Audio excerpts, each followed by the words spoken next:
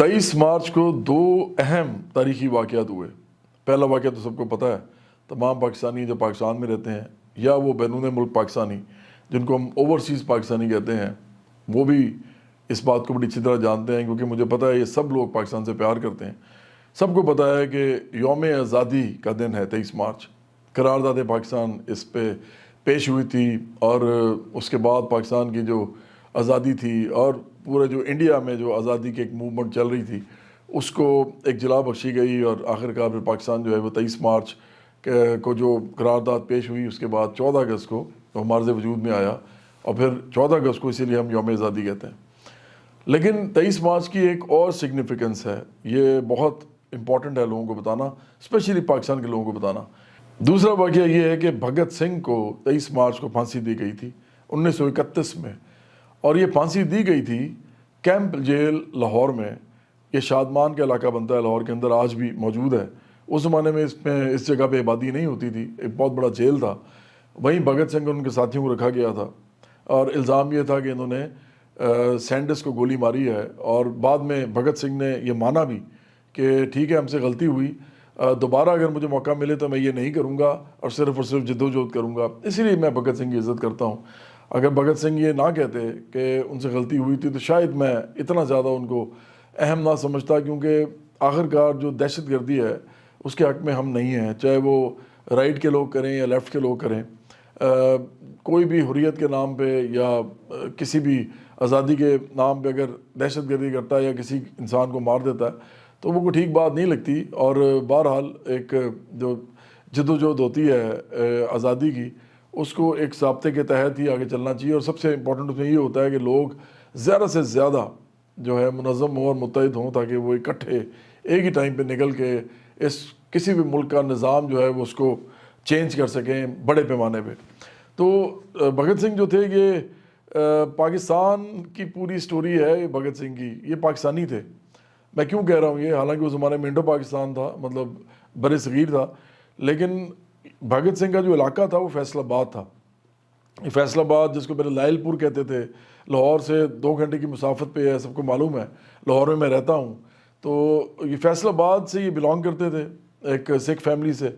और इन्होंने वहाँ पे थोड़ी बहुत जो तालीम हासिल की, उसके बाद फिर ये एक इनकलाबी बन गए और इन्होंने फिर जद्दोजहद शुरू की। और जो सैंडस को इन्होंने गोली मारी ना, जिसकी वजह से इनको फांसी दी गई, वो इन्होंने ज़िला कचहरी में मारी थी, लाहौर के अंदर ही। तो कितनी अजीब बात है कि पैदा भी फैसलाबाद में हुए, इनकी जो गोली मारने का जो वाक़या है वो भी ज़िला कचहरी लाहौर का है, और उसके बाद ये जो जेल में रहे वो भी लाहौर में रहे और आखिरकार फांसी भी लाहौर में हुई। लेकिन बड़े अफसोस की बात है कि हम यौम पाकिस्तान तो मनाते हैं, लेकिन साथ हम भगत सिंह के बारे में कोई बात नहीं करते पाकिस्तान में, क्योंकि ये इतना बड़ा नाम है, ये इतना बड़ा नाम है इनकलाबियों के अंदर। पूरी दुनिया के इनकलाबी जो हैं उनकी जब फहरिस्त निकाली जाए तो उनमें भगत सिंह का नाम आता है। इस नाम को हमने भुला दिया बिल्कुल पाकिस्तान में। भगत सिंह इस वक्त पाकिस्तान के अंदर अगर एक अलामत के तौर पे उभरे हैं, दोबारा इनके बारे में बात की जाए, तो पाकिस्तान में इनकी वजह से असल इनकलाबी जद्दोजहद जो है उसको फ़ायदा हो सकता है। बराबरी पार्टी चूँकि एक इनकलाबी पार्टी है, तो हम समझते हैं कि ऐसी बात होनी चाहिए, लोगों को बताना चाहिए कि भगत सिंह कौन थे, उनकी तारीख क्या थी। इस मुल्क के लोगों को बताना चाहिए कि आप जो बाकी लोगों की बात करते हैं इनकी भी बात करें, भाई पाकिस्तानी आदमी था ये, और इनके बारे में भी बताएं लोगों को कि कितना इनकलाबी, कितना बहादुर और कितना ज़बरदस्त आदमी था। लेकिन क्यों नहीं बताया जाता? मुझे ऐसे लगता है जैसे इसलिए नहीं बताया जाता क्योंकि इस मुल्क के अंदर अगर जद्दोजहद की रमक पैदा हो गई, अगर अपने हकूक़ के लिए लोग जो हैं वो मुनज़्ज़म होना शुरू हो गए, आम लोग जो, क्योंकि भगत सिंह आम लोगों के लिए खड़ा था, वो जगीरदार महदार माफिया के साथ नहीं खड़ा था, वो उनका सियासी मुखालिफ था। बिल्कुल इसी तरह जिस तरह मैं उनका सियासी मुखालिफ हूँ, बिल्कुल इस तरह जिस तरह बराबरी पार्टी उनकी सियासी मुखालिफ है। तो अगर ये काम शुरू हो जाए तो पाकिस्तान में जो इतने अरसे से 76 साल से पाकिस्तान पे रूल कर रहे हैं, जो पाकिस्तान को लूट के खा गए हैं कानूनी और गैर कानूनी तरीक़ों से, क्योंकि कानून भी अपने लिए बनाते हैं, ये मिनिमम वेज थोड़ी रखते हैं, कहते हैं जी 25-30 हज़ार बस रखें। आम आदमी बेचारा, उसको क्या पता, वो तो कीड़ा मकोड़ा है बेचारा, जानवर है बेचारा, तो इसलिए उसको तो ऐसे ही रखें। हाँ, हमें बताएं कि लॉ कैसे इस तरह का बनेगा कि हमसे ज़रूरी टैक्स ना लिया जाए, ہمیں ریبیٹس دی جائیں، ہمیں ٹیکس زونز بنا کے دیے جائیں، اسپیشل اکنامک زونز، ہمیں مفت بجلی مفت گیس فراہم کی جائے، مفت پانی فراہم کیا جائے. ہم لوگ جو ہیں اس ملک کے مالک ہیں کیونکہ ہم لوگ ہی اس ملک کے اندر امیر لوگ ہیں. تو یہ کام اب جو ہے نا یہ ختم ہونا چاہیے.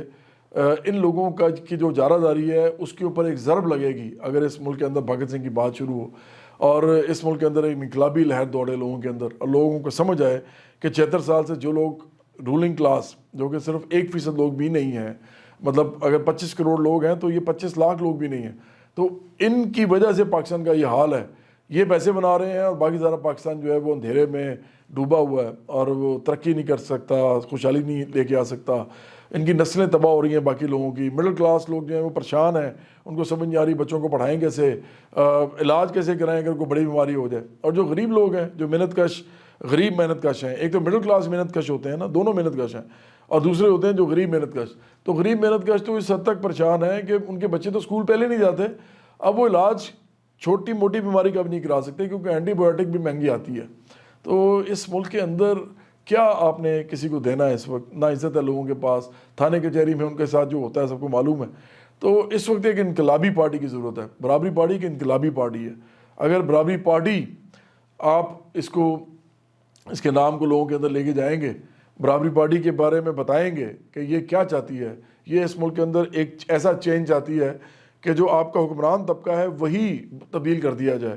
اس ملک کے اندر عام لوگ حکومت کریں تاکہ وہ اپنے لیے اس ملک کو چلا سکیں، ہم پہ یہ دوبارہ حکومت نہ کر سکیں کبھی بھی.